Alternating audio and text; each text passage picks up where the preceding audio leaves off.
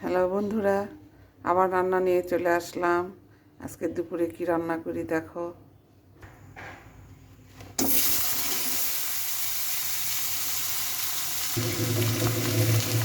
আগে এই তরকারিগুলো ভেজে নিলে ভালো হয়, তরকারিটা স্বাদ হয়। তো ভাজা হয়ে গেছে তরকারি,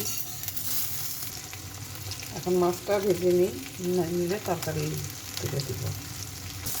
মাছটা ভাজা হয়ে গেল, তরকারিটা তেলানি দিয়ে দিই। আদা বাটা রসুন বাটাটা দিয়ে দিলাম, ভেজে নিই।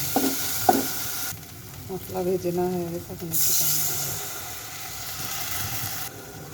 সব মশলা দিয়ে দিলাম এখানে, এখন মশলাটা ভেজে নিই, মানে কষে নিই আর কি। টমেটো দিলাম, মশলা কষানো হয়ে গেল, এখন পানি দিব, দিয়ে ভাজা তরকারিটা দিয়ে দিব। তরকারিটা দিয়ে দিলাম, এখন ঢেকে দিব। তরকারিতে ঝোলটা দিয়ে দিব, কষানো হয়ে গেছে।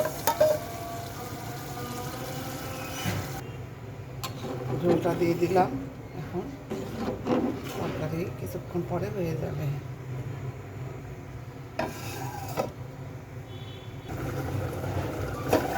এই তো বন্ধুরা, আমার তরকারিটা রান্না হয়ে গেছে।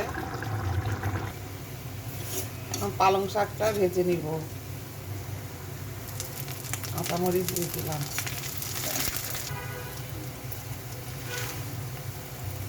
পালং শাক দিয়ে দিলাম,